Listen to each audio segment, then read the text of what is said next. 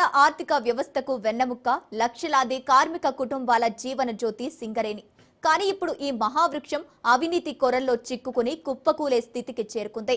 అక్షరాల 4 లక్షల మెట్రిక్ టన్నుల బొగ్గు మాయమైందన్న ఆరోపణలు, ఏకంగా 1600 కోట్ల భారీ కుంభకోణం వెలుగు చూడటం రాష్ట్ర వ్యాప్తంగా రాజకీయ ప్రకంపనలు సృష్టిస్తోంది. ఈ దోపిడీని ప్రశ్నిస్తూ, నిజాలను నిలదీస్తూ మాజీ మంత్రి తన్నీరు హరీష్ రావు ఎత్తిన గలం ఇప్పుడు సింగరేణి కార్మిక క్షేత్రాల్లో సెగలు పుట్టిస్తోంది.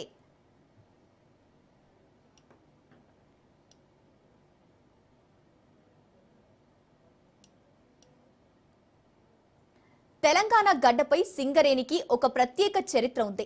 ఉమ్మడి రాష్ట్రంలో కేంద్ర ప్రభుత్వాల నిర్లక్ష్యం వల్ల దశాబ్దాల పాటు నిర్వీర్యమైన ఈ సంస్థ ప్రత్యేక రాష్ట్రం ఏర్పడిన తరువాత మళ్లీ లాభాల బాట పట్టింది. కార్మికులకు బోనస్లు, డిపెండెంట్ ఉద్యోగాలతో వేలాది కుటుంబాల్లో వెలుగులు నింపింది. కానీ ఇప్పుడు పరిస్థితి మళ్లీ మొదటికొచ్చింది. కాంగ్రెస్ ప్రభుత్వం అధికారంలో వచ్చిన కొద్ది నెలల్లోనే ఈ సంస్థ మళ్లీ నష్టాల ఊబిలోకి నెట్టబడటంతో అనుమానాలు వ్యక్తమవుతున్నాయి.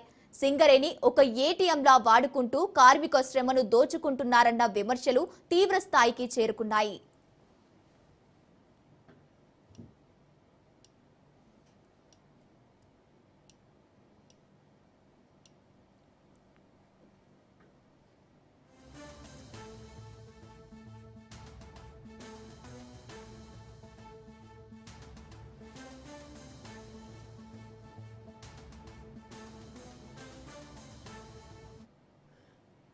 ఈ దోపిడీని హరీష్ రావు అత్యంత ప్రతిష్టాత్మకంగా తీసుకున్నారు.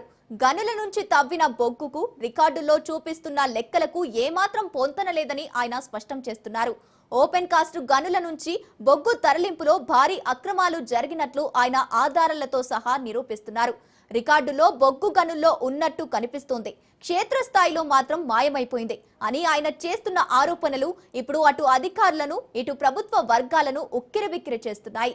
సింగరేణి సంస్థను కార్మికుల రక్తంలా భావించాల్సింది పోయి లాభాల కోసం అడ్డదారిలో దోచుకోవడం ఎంతవరకు సమంజసమని హరీష్ రావు ప్రభుత్వాన్ని నిలదీస్తున్నారు.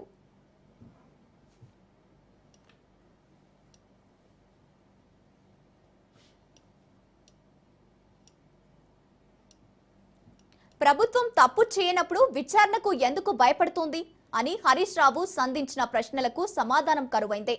1600 కోట్ల రూపాయల అవినీతిపై సిట్టింగ్ జడ్జితో లేదా కేంద్ర దర్యాప్తు సంస్థలతో నిష్పక్షిక విచారణ జరిపించాలని ఆయన డిమాండ్ చేస్తున్నారు.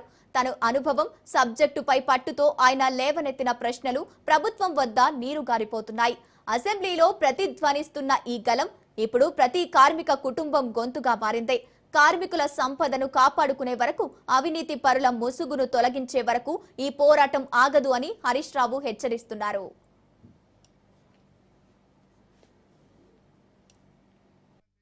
ఏ ప్రభుత్వం కూడా సింగరేణిలో రాజకీయ జోక్యం చేసుకునే వాళ్ళు కాదు. సింగరేణి ఒక సంస్థగా అద్భుతమైనటువంటి 137 ఏండ్ల చరిత్ర కలిగింది సింగరేణి. కానీ రాష్ట్రంలో కొత్తగా అధికారంలోకి వచ్చిన కాంగ్రెస్ ప్రభుత్వం ఈ సింగరేణిని కుంభకోణాల గనిగా మార్చినారు. లాభాల బాటలో ఉన్న సింగరేణి ఈ రోజు నష్టాల వైపు ప్రయాణం చేస్తా ఉంది. ఒకప్పుడు ఫిక్స్డ్ డిపాజిట్లతోని కలకలలాడినటువంటి సింగరేణి ఈ రోజు అప్పుల ఊబిలో కూరుకుపోతా ఉంది. 2.5 సంవత్సరాల్లోనే సింగరేణిని ఆగం పట్టించింది. మరి ఈ రోజు రాష్ట్రంలో ఉన్నటువంటి అధికారంలో ఉన్న కాంగ్రెస్ ప్రభుత్వం దేన్ని వదిలిపెట్టలేరు. సింగరేణి బొగ్గులో, భూముల్లో ఇక కాదేది అనర్హం అన్నట్టు అన్నింట్లో కూడా అవినీతికి పాల్పడతా ఉన్నారు. కానీ ఏ ముఖ్యమంత్రి గారు, ఏ ప్రభుత్వం కూడా సింగరేణిలో రాజకీయ జోక్యం చేసుకునే వాళ్ళు కాదు. సింగరేణి ఒక సంస్థగా అద్భుతమైనటువంటి 137 ఏండ్ల చరిత్ర కలిగింది సింగరేణి. కానీ రాష్ట్రంలో కొత్తగా అధికారంలోకి వచ్చిన కాంగ్రెస్ ప్రభుత్వం ఈ సింగరేణిని కుంభకోణాల గనిగా మార్చినారు. లాభాల బాటలో ఉన్న సింగరేణి ఈ రోజు నష్టాల వైపు ప్రయాణం చేస్తా ఉంది. ఒకప్పుడు ఫిక్స్డ్ డిపాజిట్లతోని కలకలలాడినటువంటి సింగరేణి ఈ రోజు అప్పుల ఊబిలో కూరుకుపోతా ఉంది. 2.5 సంవత్సరాల్లోనే సింగరేణిని ఆగం పట్టించింది. మరి ఈ రోజు రాష్ట్రంలో ఉన్నటువంటి అధికారంలో ఉన్న కాంగ్రెస్ ప్రభుత్వం దేన్ని వదిలిపెట్టలేరు. సింగరేణి బొగ్గులో, భూముల్లో ఇక కాదేది అనర్హం అన్నట్టు అన్నింట్లో కూడా అవినీతికి పాల్పడతా ఉంది. ఒకప్పుడు లాభాల్లో నడిచిన సంస్థ ఇప్పుడు ఇలా నష్టాల ఊబిలో కూరుకుపోవడం వెనుక ఉన్న అసలు సూత్రధారులు ఎవరు? 4 లక్షల మెట్రిక్ టన్నుల బొగ్గు ఎటు వెళ్లింది? 1600 కోట్ల కుంభకోణానికి బాధ్యులెవరు? ఈ ప్రశ్నలకు ప్రభుత్వం సమాధానం చెప్పాల్సిందే. తెలంగాణ ప్రజల ఆర్థిక వెన్నెముక్కను కాపాడుకునేందుకు, కార్మికుల హక్కులను పునరుద్ధరించేందుకు హరీష్ రావు చేస్తున్న ఈ సుదీర్ఘ పోరాటం ఏ మలుపు తిరుగుతుంది? నిజం గెలుస్తుందా లేక అవినీతి పాలకుల అండతో బయటపడుతుందా? వేచి చూడాల్సిందే. మన సింగరేణిని కాపాడుకుందాం, అవినీతి రహిత తెలంగాణను నిర్మించుకుందాం.